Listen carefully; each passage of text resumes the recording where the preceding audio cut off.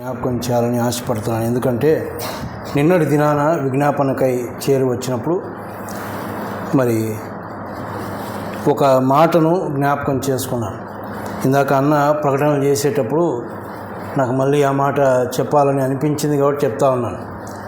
ప్రకటనలు చేసే ప్రతిసారి మొట్టమొదటి ప్రకటన సంఘం యొక్క క్షేమం కొరకు ప్రార్థన చేయాలి అని.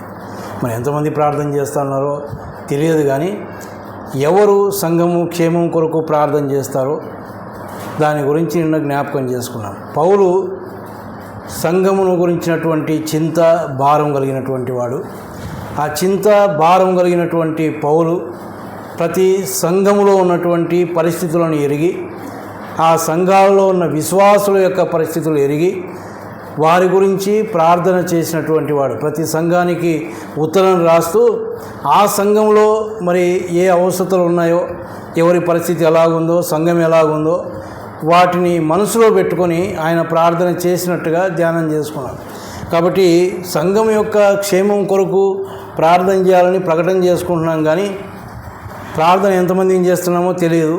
కానీ ఎవరు చేస్తారు అంటే సంఘమును గురించి చింత భారం ఉన్నవారు మాత్రమే చేస్తారు. ఎవరు చేయడం లేదో వారికి ఏం లేదు, చింత లేదు, భారం లేదు. నేను నా కుటుంబం మేము బాగుంటే చాలు అని అనుకుంటున్నారు అని చెప్పాల్సి వస్తుంది. కాబట్టి సంఘం యొక్క క్షేమం కొరకు మనం ప్రార్థన చేద్దాం. నిజంగా ఆ ప్రార్థన మనం ఆ విధమైన ప్రార్థన మరి ఆ అంశమంతా నేను మాట్లాడలేను, కానీ ఆ సంఘంలో ఉన్న పరిస్థితులను గురించి ఆయన ప్రార్థన చేశాడు. మన సంఘంలో ఉన్న కుటుంబాల గురించి, ఆ కుటుంబాల్లో ఉన్నటువంటి లోటు గురించి, ఆ కుటుంబాల్లో ఉన్న అవసరత గురించి, అవి ముఖ్యంగా ఆత్మీయమైనటువంటి సంగతులు. ఎంతోమంది ఇంకా రక్షించబడని వారు ఉన్నారు, వారి గురించి ప్రార్థన చేయాలి. ఆత్మీయంగా బలహీనమైన స్థితిలో ఉన్నారు, వారి గురించి ప్రార్థన చేయాలి. ఇవన్నీ ప్రార్థన చేస్తే ఈనాడు సంఘం అభివృద్ధి చెందుతుంది. శివకుమారన్ గారు ఎప్పుడు నిలబడినా కూడా మరి మందిరం నింపబడాలని ఒక మాట చెప్తా ఉంటాడు. నింపబడాలి మంచిదే, ఆశ మంచిదే, కానీ ప్రార్థన చేయాలి. మనం ముందు మన సంఘంలోనే క్షేమం అవసరం. ఇంకా నమ్మని వారు చాలామంది ఉన్నారు, యవ్వన బిడ్డలు. వారి గురించి మనం ప్రార్థన చేయాలని ప్రభు పేరట మనవి చేస్తూ ఉన్నాను. మరి ఈ దినం మన యొక్క వాక్య ధ్యానం కొరకై యోబు గ్రంథం 34వ అధ్యాయం 11వ వచనం.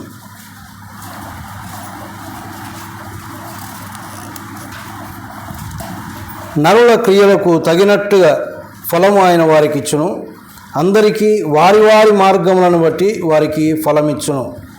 చిన్న మాట ప్రార్థన చేసుకుందాం. కృపా కనికరములు కలిగిన మా పరలోకపు తండ్రి, గొప్ప దేవ, మీ ఘనమైన నామానికి స్తోత్రాలనైనా. ఇంతవరకు ఆరాధనలో మీరు ఉండినారు, మీకు స్తోత్రాలు. వాక్యం దగ్గరకు వచ్చాం. మీ గ్రంథంలో నుంచి మీ తలంపు మేరకు, మీరు ఇచ్చిన తలంపు మేరకు ఒక వాక్యాన్ని చదువుకున్నాం. మీరే ఆశీర్వదించి దయచేయండి. నిలవబడిన నన్ను మరుగు చేయండి. మీ ఆత్మచేత నింపి వాడుకొనమని, మాకు క్షేమమైనటువంటి మాటలు మీరు అనుగ్రహించమని మా ప్రభు అయిన యేసుక్రీస్తు నామంలో ప్రార్థించి వేడుకుంటున్నాం తండ్రి, ఆమేన్. ఇక్కడ మన యొక్క మూలవాక్యంగా ఒక వాక్యాన్ని చదువుకున్నాం. ఏమని చదువుకున్నామంటే, నరుల క్రియలకు తగినట్టుగా ఫలము ఆయన వారికి ఇచ్చును. నరుల క్రియలకు తగినట్టుగా ఆయన ఫలమిస్తాడు, ఫలమిచ్చే దేవుడు అని మనం చదువుకున్నాం. వాస్తవానికి నా అంశం ఏంటంటే, మనలో ఉన్నటువంటి ఏ క్రియలు వేటిని తెరుస్తాయి, మనలో ఉన్నటువంటి క్రియలు వేటిని తెరుస్తాయి అనేది నా అంశం. కానీ మూలవాక్యంగా దీన్ని నేను తీసుకున్నాను. నరుల క్రియలకు తగినట్టుగా ఆయన ఫలమిస్తాడు అని. విశ్వాసులముగా, దేవుని పిల్లలంగా మనం ఖచ్చితంగా కొన్ని క్రియలు కలిగి ఉండాలి. గత దినాల్లో ప్రకటన గ్రంథంలో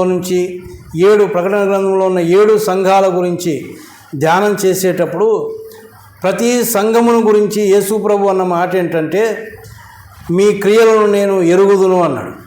అంటే ప్రతి సంఘంలో క్రియలు ఉన్నాయి. అయితే కొన్ని క్రియలు బాగున్నాయి, కొన్ని క్రియలు బాగలేవు, కొన్ని క్రియలు అసంపూర్ణంగా ఉన్నాయి. మొత్తానికి ప్రతి సంఘంలో కూడా క్రియలు ఉన్నాయి.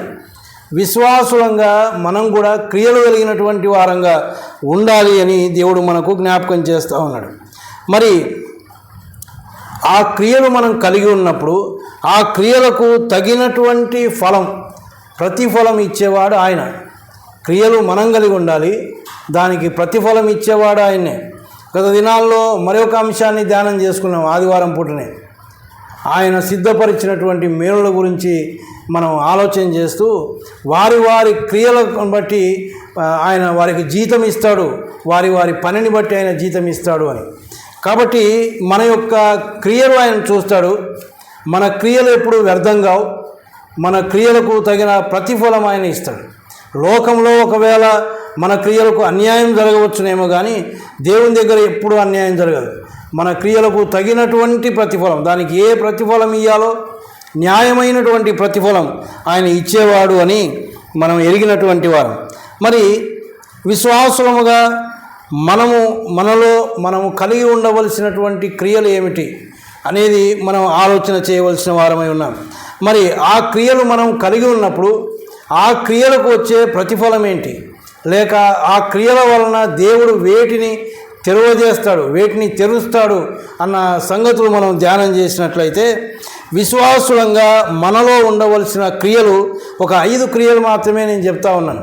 ఇంకా చాలా క్రియలు మనలో ఉండాలి, కానీ మనలో ప్రాముఖ్యంగా ఉండవలసినటువంటి 5 క్రియలు నేను మీకు జ్ఞాపకం చేస్తాను. ఒకటి, ప్రార్థన చేయడం, ప్రార్థించడం అనే ఒక క్రియ మనలో ఉండాలి. విశ్వాసులంగా ఖచ్చితంగా మనం ప్రార్థించేవారుగా ఉండాలి.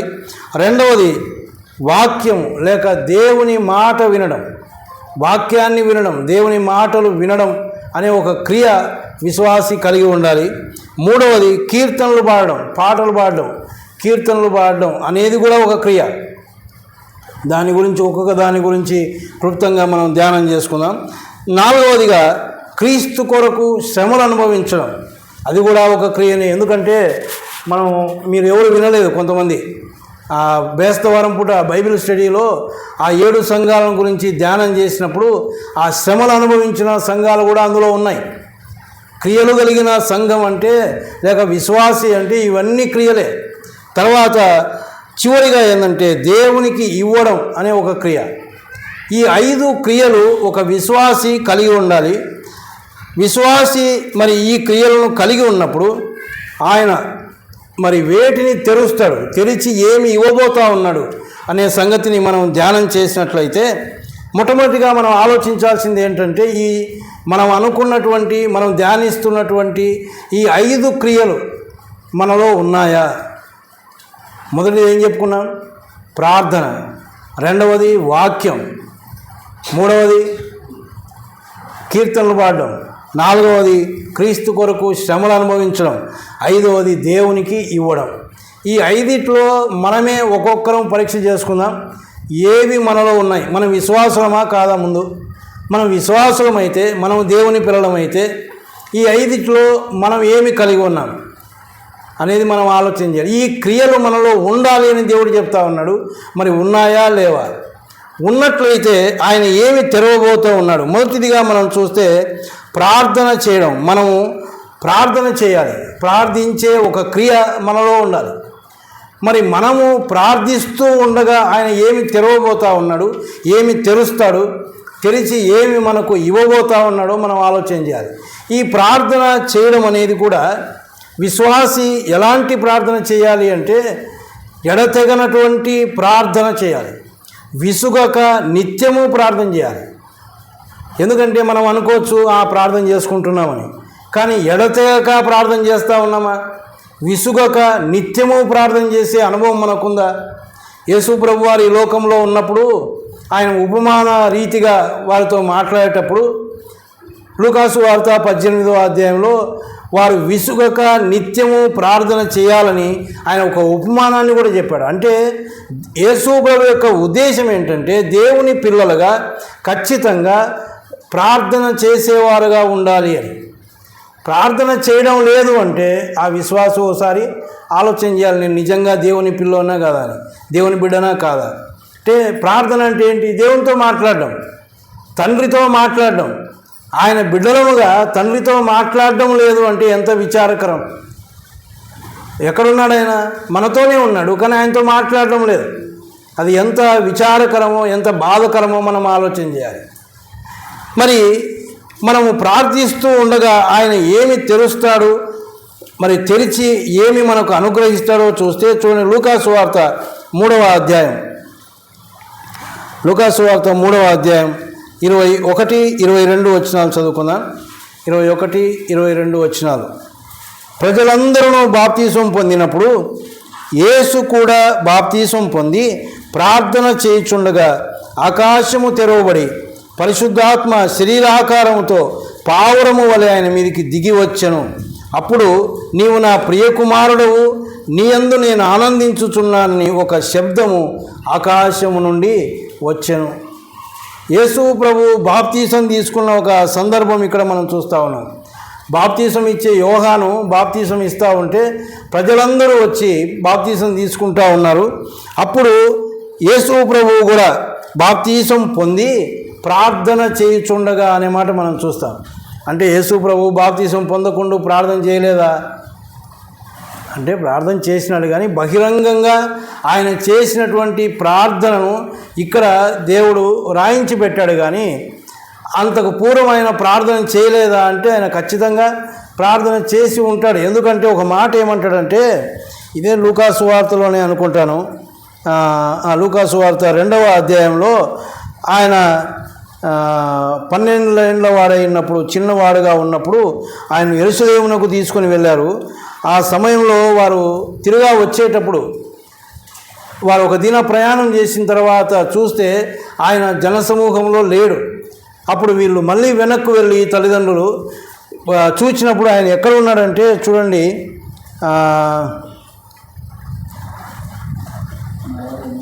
48వ వచనం. ఆయన తల్లిదండ్రులు ఆయన చూచి మిక్కిలి ఆశ్చర్యపడి ఆయన తల్లి, కుమారుడా, మమ్మల్ని ఎందుకు ఇలాగూ చేస్తివి? ఇదిగో నీ తండ్రియు నేనును దుఃఖపడుచు నిన్ను వెదుకుచుంటిమని ఆయనతో చెప్పగా ఆయన, మీరేలా నన్ను వెదుకుచుంటిరి? నేను నా తండ్రి పనుల మీద ఉండవలనని మీరు ఎరుగరా అన్నాడు. 12 ఏళ్ల వయసులో ఆయన చెప్తున్న మాట ఏంటంటే, ఏమన్నాయన నువ్వు ఇక్కడే ఉన్నావు, మమ్మల్ని ఎందుకు వదిలిపెట్టినావంటే, నేను నా తండ్రి పనుల మీద ఉండవలనని మీరు ఎరగరు. ఏ తండ్రి? పరలోకమందున్న తండ్రి పనుల మీద నేను ఉన్నాను అని 12 ఏళ్ల వయసులో ఆయన చెప్పాడు. అంటే ఆయన చిన్నప్పటి నుంచి కూడా ఆయన దేవునితో ఒక సంబంధం కలిగినటువంటి వాడు, ప్రార్థనా జీవితం కలిగిన వాడు. కానీ ఇక్కడ బాప్తీసం పొందిన తర్వాత బహిరంగంగా ఆయన చేస్తున్నటువంటి ప్రార్థన గురించి రాయబడింది. అయితే మనకు కావలసిన అంశం ఏంటంటే, ఆయన ప్రార్థించుచుండగా ఏం తెరవబడింది? ఆకాశము తెరవబడింది. ఆయన ప్రార్థిస్తూ ఉంటే ఆకాశం తెరవబడింది. మనం ప్రార్థిస్తూ ఉంటే ఏం తెరవబడతా ఉన్నాయో మనకు తెలియదు. మనం ప్రార్థిస్తే కూడా ఆకాశం తెరవబడుతుంది, కానీ మనకు ఆ విశ్వాసం ఉండాలి. ఆకాశము తెరవబడింది. మరి ఏముంది, ఏం జరుగుతూ ఉంది అక్కడ అంటే, పరిశుద్ధాత్మ శరీరాకారముతో పావురం వలె ఆయన మీదకి దిగి వచ్చను. ఇక్కడ ఈ 2 వచనాల్లో ఈ 2 వచనాల్లో మనం చూస్తే, మనము క్రైస్తవులముగా తండ్రి, కుమార, పరిశుద్ధాత్మ త్రియేక దేవుణ్ణి నమ్ముతూ ఉన్నాం. ఆయన ఒక్కడే, కానీ 3 విధాలుగా ఆయన మనకు కనిపిస్తూ ఉన్నాడు. ఆ తండ్రి, కుమార, పరిశుద్ధాత్మలు ఈ 2 వచనాల్లో మనకు కనిపిస్తారు. కుమారుడు బాప్తీసం తీసుకొని ప్రార్థన చేస్తూ ఉన్నాడు. పరిశుద్ధాత్ముడు పావురం వలె దిగి వచ్చాడు. ఆ తర్వాత తండ్రి యొక్క శబ్దం వినబడతా ఉంది. ఏమని? ఈయన నా ప్రియ కుమారుడు, ఈయన యందు నేను ఆనందించుచున్నాననే ఒక శబ్దం పరలోకం నుంచి వచ్చింది. అది తండ్రి యొక్క శబ్దం. అయితే ఆయన ప్రార్థించుచుండగా ఆకాశము తెరవబడింది, పరిశుద్ధాత్మ దిగి వచ్చాడు, పరలోకం నుంచి ఒక స్వరం వినబడింది. అంటే మనము ప్రార్థించుచుండగా పరిశుద్ధాత్ముని యొక్క కార్యాలు జరుగుతాయి. ఇప్పుడు పరిశుద్ధాత్ముడు దిగిరాడు, ఎందుకంటే ఆయన వచ్చాడు. ఆయన పెంతెకోస్తు దినాన వారు కనిపెట్టుకొని ఉండగా, యేసు ప్రభు చెప్పిన మాట మేరకు వారు కనిపెట్టుకొని ఉండగా పరిశుద్ధాత్ముడు దిగి వచ్చాడు. పరిశుద్ధాత్ముడు ఉన్నాడు. మనం ఎప్పుడైతే ఆయన యందు విశ్వాసం ఉంచుతామో, ప్రభు అయిన యేసును మన సొంత రక్షకునిగా అంగీకరిస్తామో, అప్పుడే పరిశుద్ధాత్ముడు మనలోనికి వస్తూ ఉన్నాడు. కాబట్టి ఇప్పుడు మనం ఆయన దిగి వస్తాడు అనడానికి వీల్లేదు. ఆయన వచ్చినాడు, మనలో నివసిస్తూ ఉన్నాడు. అయితే పరిశుద్ధాత్ముని యొక్క కార్యాలు మనం చూస్తాం. పరిశుద్ధాత్ముడు చేసే అద్భుతమైనటువంటి కార్యాలు, ఆశ్చర్యకరమైనటువంటి కార్యాలు మనం చూస్తాం. తర్వాత పరలోకము నుంచి ఒక శబ్దం ఎవరి శబ్దం? దేవుని యొక్క స్వరం వినబడింది అంటే దేవుని యొక్క వాక్యం మనకు వినబడుతుంది, దేవుని మాటలు మనకు వినబడతాయి, దేవుని యొక్క నడిపింపు మనకు దయచేస్తాడు. ప్రార్థన చేస్తూ ఉంటే పరిశుద్ధాత్ముని కార్యాలు జరుగుతాయి, తర్వాత దేవుని నడిపింపు మనకు ఉంటుంది. దేవుడు పైనుంచి చెప్తాడు. ఒక మాట చూడండి, యెషయా గ్రంథం 30వ అధ్యాయం, యెషయా గ్రంథం 30వ అధ్యాయం 21వ వచనం.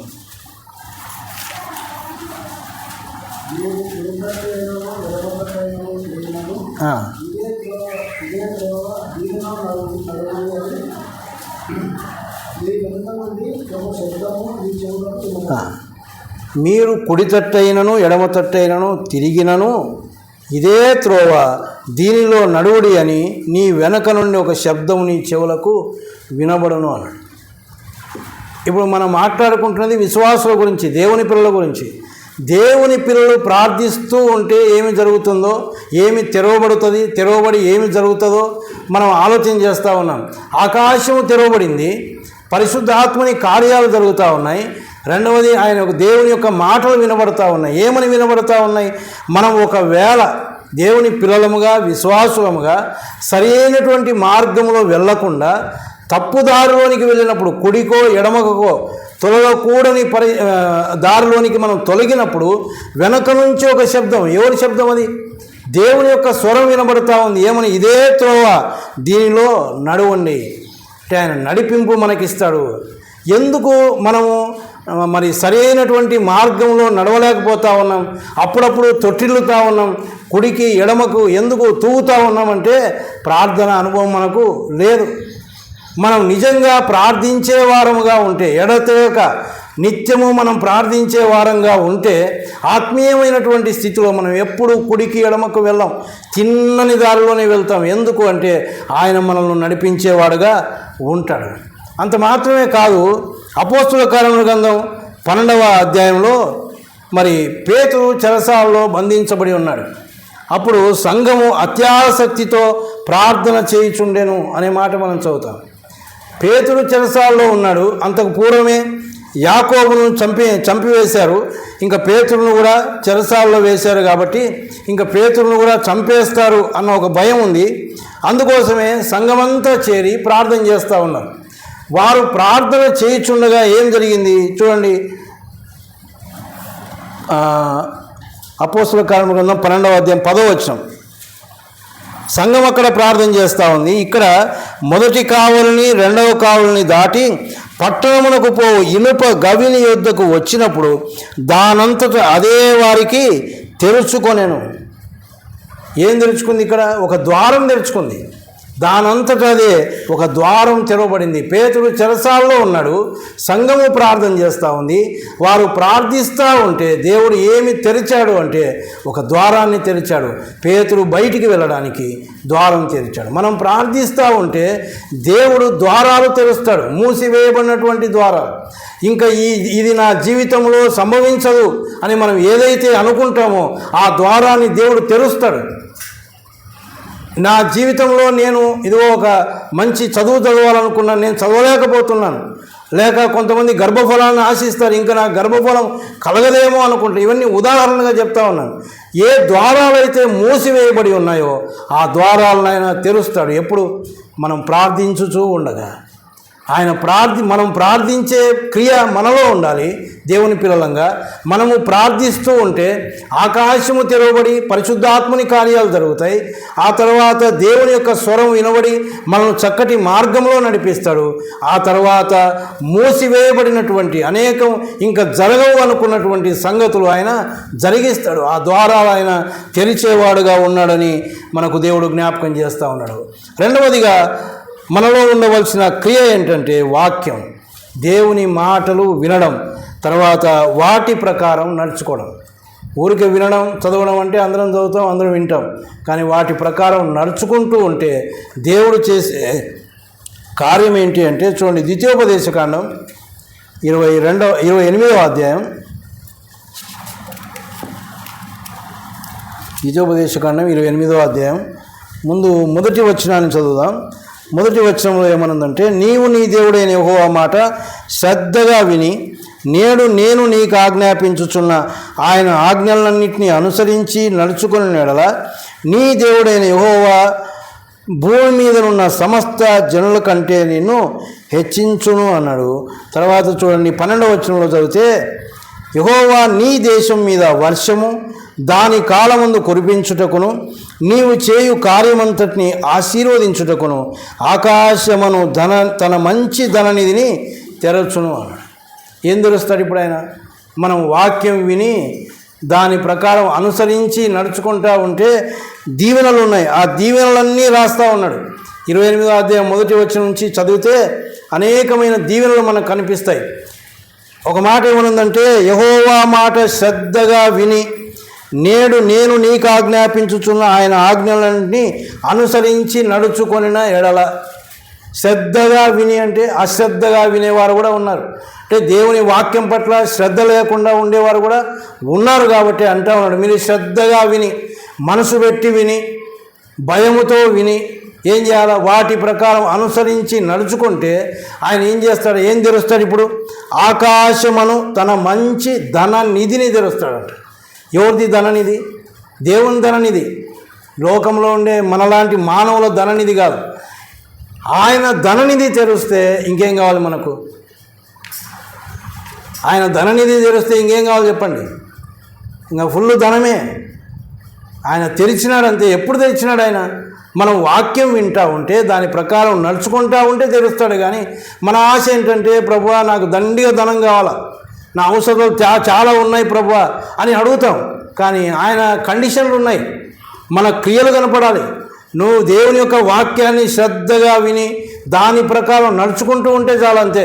నువ్వేం చేయాల్సిన పని లేదు. నువ్వు నడుచుకుంటూ ఉంటే ఆయన కార్యం ఆయన జరిగిస్తాడు. ఆయన ఆకాశం అనే తన ధననిధిని తెరుస్తాడు. మెండుగా ఆయన మనకు కురిపించేవాడుగా ఉన్నాడు అని మనం దేవుని యొక్క గ్రంథంలో మనం చూస్తూ ఉన్నాం. ప్రియమైన వాళ్ళారా, మనలో ఉండవలసిన క్రియలు మనం కలిగి ఉంటే దేవుడు ఏవి తెరవాలో వాటిని తెరిచి మనకు దీవెనలు అనుగ్రహించేవాడు.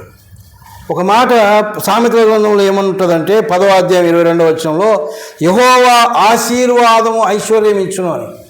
ఈ ద్వితీయోపదేశకాండం 28వ అధ్యాయం అంతా కూడా దేవుని యొక్క వాక్యాన్ని శ్రద్ధగా విని దాన్ని అనుసరించి నడుచుకుంటే ఏమేమి దీవెనలు ఉన్నాయో అవన్నీ రాశాడు. ఆ తర్వాత వినకపోతే ఏ శాపం ఉందో కూడా రాశాడు. వింటే ఉండే దీవెనలన్నీ ఉన్నాయి. వాటిని మనం చదివితే మనకు అర్థమైంది. దానిలో ఒకటే మనం చూస్తూ ఉన్నాం. ఏమని? వింటే ఏం చేస్తాడు? ఆకాశమును తన ధననిధిని ఆయన తెరుస్తాడు అని. కాబట్టి ఈ మాటలు మనం జ్ఞాపకంలో పెట్టుకుంటే చాలు. మనకి ఎందుకు కొన్ని కొరతలు ఉన్నాయి, దేవుని పిల్లలమే కదా, మాకెందుకు ప్రభువా సమృద్ధి అయినటువంటి ధనము లేదు, ఎందుకు ఇవ్వడం లేదు అంటే లోటు ఎక్కడుంది? మనలోనే ఉంది. వాక్యం వింటాం, కానీ ఎలా వింటా ఉన్నాం? వినాలంటే వినాలి, శ్రద్ధగా వినడం లేదు. ఇంకోటి, ఎలా శ్రద్ధగా వినడం అంటే విన్నదాన్ని మనసులో పెట్టుకొని దాని ప్రకారం అనుసరించి నడుచుకోవడం. అనుసరించి నడుచుకోకపోతే మనం ఎంత విన్నా ప్రయోజనం లేదు, ఎంత ధ్యానించినా ప్రయోజనం లేదు, ఎన్నిసార్లు బైబిల్ చదివినా ప్రయోజనం లేదు. ఆయన ఉద్దేశం మనం అనుసరించి నడచాలి అని. అనుసరించి నడుస్తేనే ఆయన ధననిధిని ఆయన తెరిచేవాడుగా ఉన్నాడు. మూడవది, కీర్తనలు పాడడం అని మనం చదువుకున్నాం కదా. చూడండి, అపోస్తుల కార్యముల గ్రంథం 16వ అధ్యాయం, మనకు తెలిసిన సందర్భం. అపోస్తుల కార్యముల గ్రంథం 16వ అధ్యాయం 25, 26 వచనాల్లో మనం చదివితే, అయితే మధ్యరాత్రి వేళ పౌలును శీలయు దేవునికి ప్రార్థించుచు కీర్తనలు పాడుచుండిరి, ఖైదీలు వినుచుండిరి. అప్పుడు అకస్మాత్తుగా మహాభూకంపము కలిగెను, చెరసాల పునాదులు అదిరెను, వెంటనే తలుపులన్నీ తెరుచుకొనెను, అందరి బంధకములు ఊడెను. ఈ సందర్భం మనకు తెలుసు. పౌలు శీలను పట్టుకొని బాగా కొట్టి ఆయన తీసుకుపోయి చెరసాలలో వేసి బొండ వేసి బిగించారు అని అక్కడ మనం చదువుతాం కదా. చూడండి, 22వ వచనం నుంచి మనం చదివితే, అప్పుడు జనసమూహం వారి మీద దొమ్మిగా వచ్చెను, న్యాయాధిపతులను వారి వస్త్రములు లాగివేసి వారిని బెత్తములతో కొట్టవలని ఆజ్ఞాపించిరి.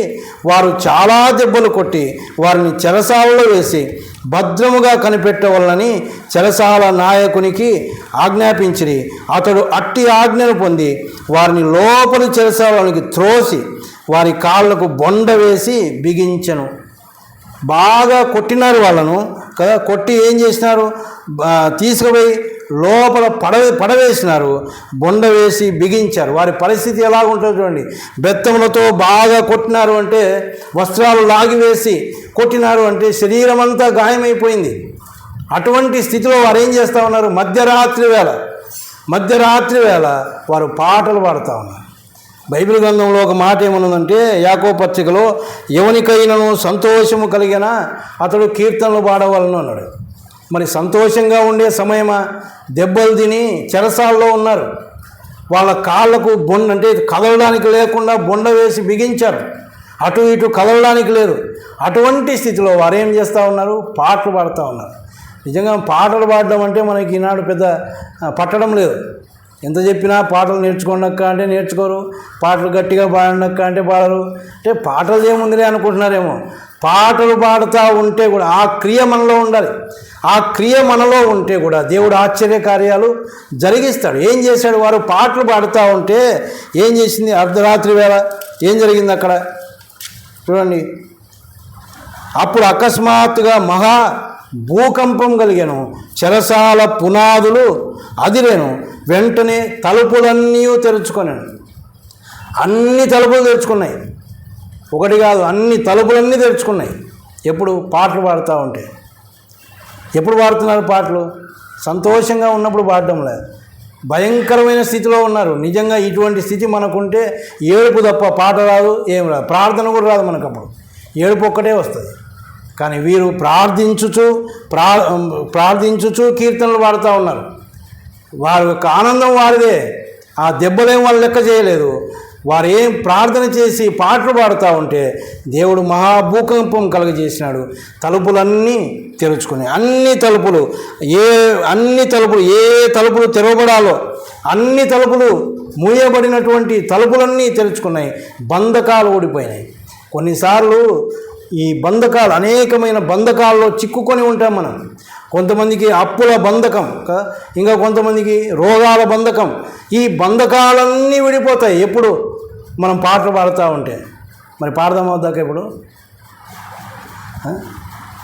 పాటలు మనం నేర్చుకోవాలా, పాడాలా. పాటల్లో ఉండే ఆనందం వేరే. ఆ పాటల్లోనే దేవుడు ఆదరణ ఇస్తాడు. ఆ పాటల్లోనే దేవుడు మనకు ఉద్యమం ఇస్తాడు.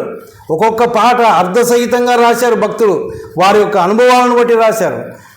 ఒక మాట చూడండి, కీర్తనల గ్రంథం 98వ కీర్తనలో ఒక మాట ఏమంటాడంటే, సర్వ భూజనులారా యెహోవాను బట్టి ఉత్సహించుడి అని. చూడండి 98వ కీర్తన 4వ వచనం.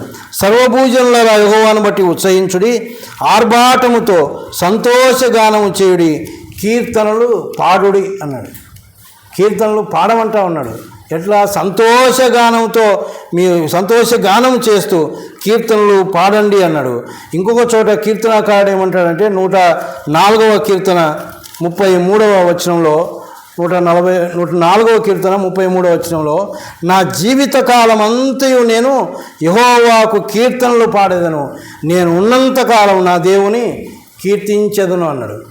ఎందుకు చెప్పింటాడు ఆయన? మరి నా జీవితకాలం అంతా నేను యెహోవా కీర్తనలు పాడతాను, నేను ఉన్నంత వరకు నా దేవుని కీర్తించేదను అంటే, కీర్తనలో ఉన్నటువంటి మాధుర్యం, కీర్తనలో ఉన్నటువంటి ఆ యొక్క అనుభవం ఆయన ఎరిగినటువంటి వారి కీర్తనలు పాడుతూ ఉంటే ఆయనకి ఏమి దొరికిందో, ఏవి తెరవబడ్డాయో, ఏవి అనుభవించాడో ఆయనకు తెలుసు. కాబట్టి ఆయన ఏమంటా ఉన్నాడు, నా జీవితకాలం అంతా నేను పాటలు పాడుతూనే ఉంటాను. నేను ఉన్నంత వరకు, ఈ భూమి మీద ఉన్నంత వరకు అంటే చచ్చేంత వరకు, నా జీవం ఉన్నంత వరకు నేను పాటలు పాడుతాను. అంటే పాటలు పాడుతూ ఉంటే దేవుడు అనేకమైనటువంటి తలుపులన్నీ ఆయన తెరిచేవాడుగా ఉన్నాడు అని దేవుడు మనకు జ్ఞాపకం చేస్తాడు. 4వదిగా చూడండి, క్రీస్తు కొరకు శ్రమలు అనుభవించడం. విశ్వాసులముగా, దేవుని పిల్లలంగా శ్రమలు అనుభవించడానికే మనం నియమించబడ్డాము అని దేవుని గ్రంథంలో మనం చూస్తాం. తెస్సలోనికీయులకు రాసిన మొదటి పత్రిక 3వ అధ్యాయం 4వ వచనంలో, అట్టి శ్రమలు అనుభవించుటకు మనము నియమింపబడిన వారమని మీరు ఎరుగుదురు కదా అన్నాడు. శ్రమలు అనుభవించడానికే మనం నియమించబడ్డాం. శ్రమలు అనుభవించడానికే దేవుడు మనల్ని ఏర్పాటు చేసుకున్నాడు. ఆయన్ను నమ్మిన రోజు నుంచే శ్రమలు మొదలవుతాయి. అయితే ఆ శ్రమల్లో మనం పాటలు పడాల్సిందే, ఆ శ్రమల్లో ప్రార్థన చేయాల్సిందే, ఆ శ్రమల్లో ఆయనను స్తుతించాల్సిందే. అయితే ఆ శ్రమల గుండా మనం వెళ్ళేటప్పుడు మనం క్రీస్తు కొరకు శ్రమలు అనుభవించాం. మన శ్రమలు క్రీస్తు కొరకైనవి కాదు. మన శ్రమలన్నీ మనం కొని తెచ్చుకున్న శ్రమలే తప్ప క్రీస్తు కొరకైన శ్రమలు కాదు. కానీ ఇక్కడ ఒక భక్తుడు ఉన్నాడు చూడండి, క్రీస్తు కొరకు శ్రమలు అనుభవిస్తూ ఉన్నాడు. అప్పుడు ఏమి తెరవబడిందో, ఆయన ఏమి చూచారో మనం చూస్తాం. అపోస్తుల కార్యముల గ్రంథం 7వ అధ్యాయం. అపోస్తుల కార్యముల గ్రంథం 7వ అధ్యాయం 56వ వచనం. అయితే అతడు పరిశుద్ధాత్మతో నిండుకొనిన వాడై ఆకాశం వైపు తేరి చూచి దేవుని మహిమను, యేసు దేవుని కుడిపార్శ్వమందు నిలిచి ఉండుటను చూచి ఆకాశం తెరవబడుటయు మనుష్య కుమారుడు దేవుని కుడిపార్శ్వమందు నిలిచి ఉండుటయు చూచుచున్నానని చెప్పాను అన్నాడు. ఇక్కడ స్టెఫెను గురించిన సంగతులు మనం చూస్తూ ఉన్నాం.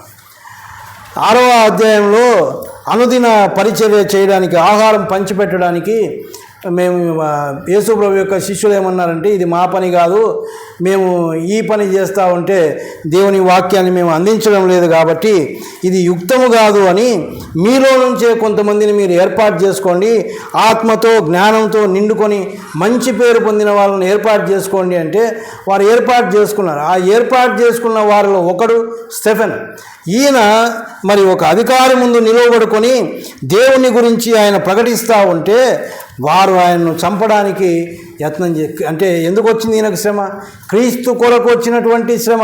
క్రీస్తు కొరకు నిలబడి ఆయనే నిజమైనటువంటి దేవుడు అని ఆయన గురించి చెబుతూ ఉంటే ఆయన్ను చంపాలని, రాళ్ళు రువ్వి చంపాలని వారు ఆలోచిస్తూ ఉన్నారు.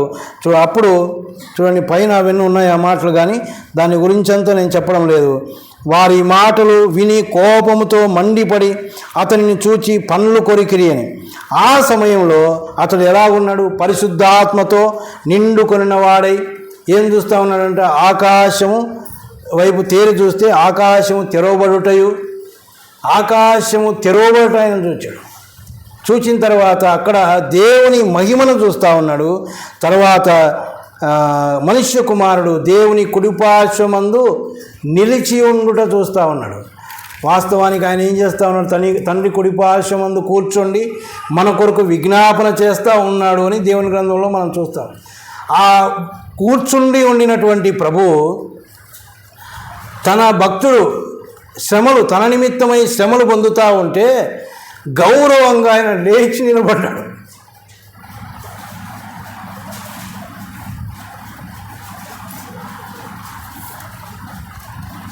దేవుని పిల్లల పట్ల ఆయనకున్న ప్రేమ ఎంత గొప్ప! ఆ భక్తుడు తన కోసం నిలబడి శ్రమలు అనుభవిస్తూ ఉంటే దేవాది దేవుడైనటువంటి వాడు తన కూర్చున్న స్థలంలో కూర్చుండలేకపోయాడు. లేచి నిలబడుకొని ఆయన్ను ఆహ్వానిస్తూ ఉన్నాడు. ప్రేమైన వాళ్ళరా, ఎంత గొప్ప ధన్యత! దేవుని కోసం మనం ఇలాగ నిలబడగలమా? ఆయన కోసం శ్రమలు మనం అనుభవిస్తూ ఉన్నామా? నిజంగా ఆయన కోసం శ్రమలు అనుభవిస్తే ఆకాశము తెరవబడుతుంది. అక్కడ దేవుని మహిమను మనం చూస్తాం. ఒక మంచి గౌరవం, ఘనత మనకు లభిస్తుంది. కానీ మనం ఆ శ్రమలను అనుభవించడానికి మనం ఇష్టపడడం లేదు. ఎప్పుడు శ్రమలు వస్తాయంటే దేవుని కోసం నిలబడితే శ్రమలు వస్తాయి, దేవుని కోసం ఏదైనా పని చేస్తే శ్రమ వస్తుంది. కానీ మన పాటికి మనం నెమ్మదిగా ఏమీ పట్టనట్టుగా మనం ఉంటే ఎటువంటి పరిస్థితుల్లో మనకు శ్రమలు రావు. మనం సంతోషంగానే ఉంటాం. శ్రమలు వచ్చేది క్రీస్తు కొరకు శ్రమలు. శరీర సంబంధమైన క్రియల గురించి నేను మాట్లాడడం లేదు, శరీర సంబంధమైన శ్రమల గురించి నేను మాట్లాడడం లేదు. శరీర సంబంధమైన శ్రమలు అందరికీ ఉన్నాయి, ప్రతి ఒక్కరికి ఉన్నాయి. కానీ క్రీస్తు కొరకైన శ్రమలు కేవలము ఎవరైతే క్రీస్తు కొరకు ప్రయాసపడతా ఉన్నారో, క్రీస్తు కొరకు పాటుపడతా ఉన్నారో, క్రీస్తు కొరకు నిలబడతా ఉన్నారో వారికి మాత్రమే వస్తూ ఉన్నాయి. అయితే దాన్ని అనుభవిస్తూ ఉండగా ఆకాశము తెరవబడి దేవుని మహిమను చూచాడు. ఆయన తండ్రి కుడిపార్శ్వం ఉన్నటువంటి యేసు ప్రభువు లేచి నిలవబడ్డం ఆయన చూస్తూ ఉన్నాడు. అంత గొప్ప ఘనత ఆయనకు దొరికినట్లుగా మనం చూస్తూ ఉన్నాం. యేసు ప్రభు ద్వారా మనం గౌరవించబడతాం. ఆయన ఆకాశము తెరవబడుతుంది, దేవుని మహిమను మనం చూస్తాం. చివరిదిగా చూడండి, మనం చేయవలసింది ఏంటంటే, మనలో ఉండవలసిన మరి ఒక క్రియ ఏంటంటే దేవునికి ఇవ్వడం. దేవునికి ఇచ్చే విషయంలో అనేకం ఇవ్వాలి మనం కదా. ఆయన సమయం ఆయనకి ఇవ్వాలి, దాంతోపాటు ఏమి ఇవ్వాలి, ఆయనకు డబ్బు కూడా మనం ఇవ్వాలి. ఆయనకి ఇచ్చే విషయంలో చాలాసార్లు మనం లోటుపడి ఉన్నాం. చూడండి, ఆయనకు ఇస్తే మరి ఏం తెరవబడుతుందో మనం చూస్తే మనకు తెలిసిన మాటనే మలాకీ గ్రంథం 3వ అధ్యాయం 10వ వచనం. నా మందిరములో ఆహారం ఉండునట్లు 10వ భాగమంతయు మీరు నా మందిరపు నిధిలోనికి తీసుకుని రండి. దీన్ని చేసి మీరు నన్ను శోధించిన ఎడల నేను ఆకాశపు వాకిళ్లను విప్పి పట్టజాలనంత విస్తారమైన దీవెనలు కుమ్మరించదనని సైన్యములకు అధిపతి యెహోవా సెలవిచ్చుచున్నాడు. ఏం తీసుకురమ్మంటున్నాడు ఆయన? 10వ భాగం అన్నాడు, 10వ భాగమంతా అన్నాడు. ఆ పాత నిబంధన ప్రకారం 10వ భాగం అన్నాడు. కానీ కొత్త నిబంధనలోనికి వస్తే కొరింథీయులకు రాసిన మొదటి పత్రిక 9వ అధ్యాయం 5వ వచనంలో మనం చూస్తే ధారాళంగా ఇవ్వమన్నాడు. ధారాళంగా ఇవ్వాలంతే, ఇంకేం లెక్క పెట్టుకోకుండా 10వ వంతు కాదు, 5వ వంతు కాదు, 15వ వంతు కాదు, ధారాళంగా ఇచ్చి వేస్తూ ఉండాలంతే. తర్వాత ఏమన్నాడంటే సనుగు కొనక ఉత్సాహంగా ఇవ్వండి అన్నాడు. సనుక్కొని ఇచ్చేవాళ్ళు కూడా ఉన్నారేమో మనకు తెలియదు, కానీ బైబిల్లో రాసి పెట్టాడు సనుగు కొనక సంతోషంగా ఇవ్వండి అని. తర్వాత అదే కొరింథీయులకు రాసిన పత్రిక మొదటి పత్రిక 16వ అధ్యాయం 2వ వచనంలో ఏమన్నాడంటే వర్ధిల్లిన కొలది ఇవ్వమన్నాడు. ఎంత వర్ధిల్లుతామో, ఆ వారంలో దేవుడు మనల్ని ఎంత వర్ధిల్ల చేశాడో, ఆ నెలలో దేవుడు మనల్ని వర్ధిల్ల చేశాడో, ఆ దానికి సరిపోయినట్టుగా మనం ఆయనకు ఇవ్వాలి అంటా ఉన్నాడు. ఇస్తే ఏం చేస్తాడు ఆయన? ఊరుకుంటాడా? ఏమి విప్పుతాడంట ఆయన? ఆకాశపు వాకిన్లను విప్పి అంటే తెరుస్తాడు. ఆకాశపు వాకిన్లను విప్పి ఏం చేస్తాడంట? పట్టజాలనంత విస్తారముగా దీవెనలు కుమ్మరించబడతాయి. పట్టజాలనంత, మనం పట్టుకోవడానికి కూడా చేత కాదు, పట్టజాలనంత విస్తారమైన దీవెనలు ఇస్తాడు. ఇంకా దాంట్లో ఆ దీవెనలో ఎన్ని దాగి ఉన్నాయో మనకు తెలియదు. ఎప్పుడు ఇస్తాడు? మనం ఇస్తే ఆయన ఇస్తాడు. పోనీ మనం ఇస్తున్నది ఎక్కడి నుంచి ఇస్తూ ఉన్నాం? మన కష్టార్జితం అని మనం అనుకుంటాం. కానీ ఆయన మనల్ని సజీవుల లెక్కలో ఉంచకపోతే ఏం కష్టార్జితం? లేక రోగంతో పడేస్తే మంచం మీద ఏం కష్టార్జితం ఎక్కడి నుంచి వస్తుంది? ఆయన మనల్ని సజీవ లెక్కలో పెట్టి ఆరోగ్యం ఇస్తే కష్టపడతా ఉన్నాం అంతే. కాబట్టి ఇచ్చింది ఆయన 100 రూపాయలు ఇస్తే మనం ఒక 10 రూపాయలు ఇవ్వడానికి కూడా చాలా కష్టం కదా. కొన్నిసార్లు ఎట్లుంటుందంటే 100 రూపాయలు ఇచ్చినప్పుడు 10 రూపాయలు ఇవ్వడం గొప్ప సంగతి కాదు, ఇచ్చేస్తారు. 1000 రూపాయలు వస్తే ఒక 100, అప్పుడు కొంచెం మనసులో కష్టం, 100 ఇవ్వాలి కదా. 10,000 వస్తే 1000 రూపాయలు ఇవ్వాలా? యాడ నుంచి వస్తే 1000 రూపాయలు అని తీస్తాం, ఇంకా కష్టం. 1,00,000 రూపాయలు వస్తే 10,000 ఇవ్వాలి. పెరిగే కొద్దీ ఇది పెరుగుతుంటుంది. కానీ 10% కాదు, ఆయన ఏమంటున్నాడు? వర్ధిల్లిన కొలది ఇమ్మంటా ఉన్నాడు. ఇచ్చే ఏం చేస్తాడు ఆయన? ఆకాశపు వాకిన్లు విప్పుతాను అంటే మనకు అర్థం కావడంలే. ఎందుకు మనం దీవించబడకపోతూ ఉన్నామంటే ఇందులో కూడా లోటుపడి ఉన్నామేమో మనమే ఆలోచన చేసుకోవాలి. ఇస్తూ ఉంటే మంచిదే, దేవుడు ఖచ్చితంగా ఆయన మాట తప్పడు, ఆయన ఆకాశపు వాకిన్లు విప్పుతాడు, పట్టజాలనంత విస్తారమైన దీవెనలు ఆయన ఖచ్చితంగా ఇస్తాడు. కానీ మనము ముడుచుకుంటే మాత్రం ఆయన కూడా ముడుచుకుంటాడు అంతే. వాకిన్లన్నీ కొంచెం మూసేస్తాడు అంతే. మనం ఇస్తే బాగా తెలుస్తాడు, లేదంటే మూసేస్తాడు అంతే. ఆయన బిగించుకుంటే మనం ఏం చేయలేము. ఇంకా మనం ఎంత గిజగిజలాడుకున్నా ఆయన చేతిలో మనం బన్నామంటే అయిపోయింది. కాబట్టి ప్రియమైన వాళ్ళరా, దేవుని పిల్లలంగా విశ్వాసంగా మనం కొన్ని క్రియలు కలిగి ఉండాలి. ఆ క్రియలు మనలో ఉంటే దేవుడు ఏం చేస్తాడు? ఆయన తెరవవలసినవి తెరిచి మనకు ఇవ్వవలసినవి ఆయన ఇస్తాడు. ఒకటి, ప్రార్థించే క్రియ మనలో ఉండాలి. ప్రార్థించే క్రియ మనలో ఉంటే పరిశుద్ధాత్ముని కార్యాలు జరుగుతాయి, దేవుని మాటలు వినబడతాయి, అడ్డుగా ఉన్నటువంటి ప్రతిదీ కూడా తొలగించబడుతుంది. రెండవదిగా, దేవుని మాట విని దాని ప్రకారం నడుచుకునే క్రియ మనం కలిగి ఉంటే ఆకాశమును తన మంచి ధననిధినైనా తెరుస్తాడు. తర్వాత కీర్తనలు పాడడం అనే క్రియ మనలో ఉంటే ఏం చేస్తాడు? అద్భుత కార్యాలు, గొప్ప కార్యాలు, ఊహించని కార్యాలు ఆయన జరిగిస్తాడు. తర్వాత క్రీస్తు కొరకు శ్రమలు అనుభవించడం అనే క్రియ మనలో ఉంటే ఆకాశము తెరవబడుతుంది, దేవుని మహిమను చూస్తాం, ఘనత మనం పొందుకుంటాం.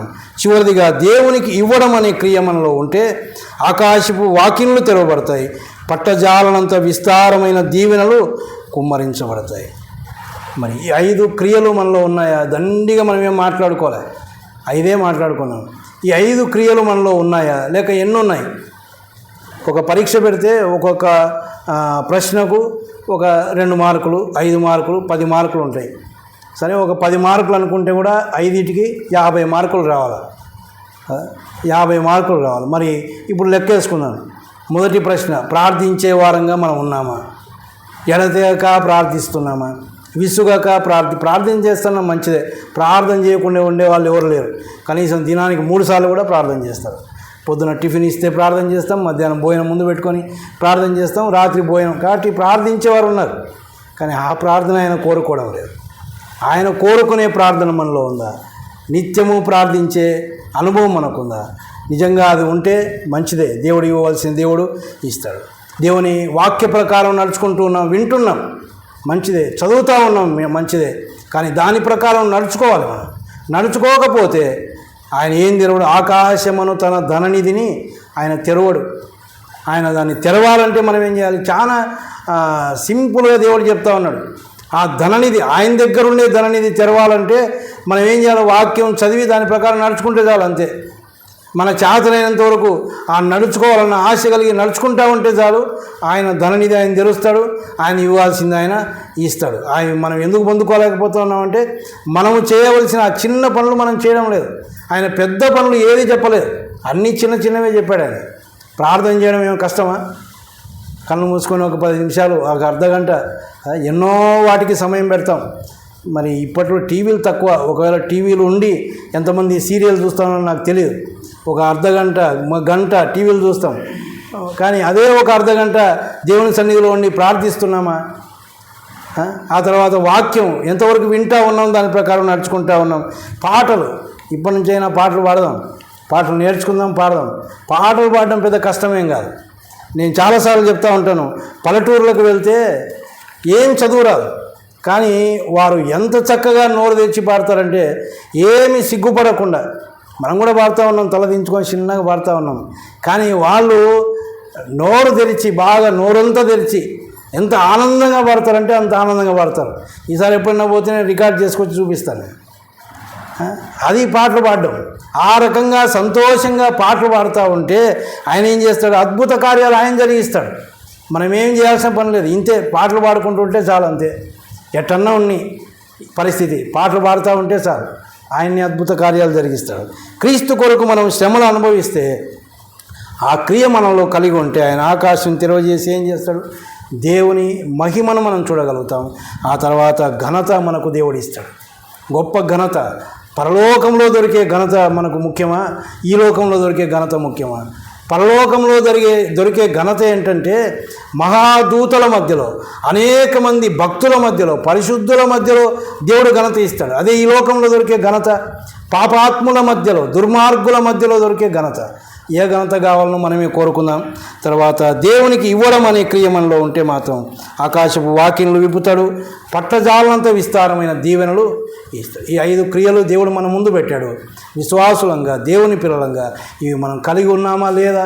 కలిగి ఉంటే ఖచ్చితంగా దేవుడు చేయాల్సిన పనులు చేస్తాడు. కాబట్టి ఒకవేళ ఎక్కడైనా లోటు ఉంటే చక్క చేసుకుందాం. ఆ క్రియలు మనం కలిగి జీవిద్దాం. దేవుడు తెరవవలసినవి తెలిసి మెండైన దీవెనల చేత మనల్ని నింపునుగాక. ప్రార్థన చేసుకుందాం. కృపా కనికరములు కలిగిన మా పరలోకపు తండ్రి, గొప్ప దేవ, మీ ఘనమైన నామానికి స్తోత్రాలు. ఈ ఉదయకాల సమయమున మిమ్మల్ని ఆరాధించడానికి మేము వచ్చినప్పుడు మంచి సమయాలు మాకు ఇచ్చారు, మీకు స్తోత్రాలు. తదుపరి నాయన, మరి మేము కలిగి ఉండవలసిన క్రియలు మేము కలిగి ఉంటే మీరు ఏవి తెరుస్తారో, తెరిచి ఏమి ఇస్తారో మాకు జ్ఞాపకం చేసినందుకై మీకు స్తోత్రాలు. మరి మీ పిల్లలముగా ఇలాంటి క్రియలు కలిగి మేము జీవించడానికి, ఈ లోకంలో ధన్యులమై జీవించడానికి మీ సహాయము దయచేయమని, విన్న మాటలను మా హృదయాల్లో భద్రపరచమని, తిరగా మేము మా గృహాలకు వెళ్తూ ఉండగా మాతో ఉండమని మా ప్రభువును రక్షకుడైన యేసుక్రీస్తు పేరట ప్రార్థించి వేడుకుంటున్నాము తండ్రి. ఆమేన్.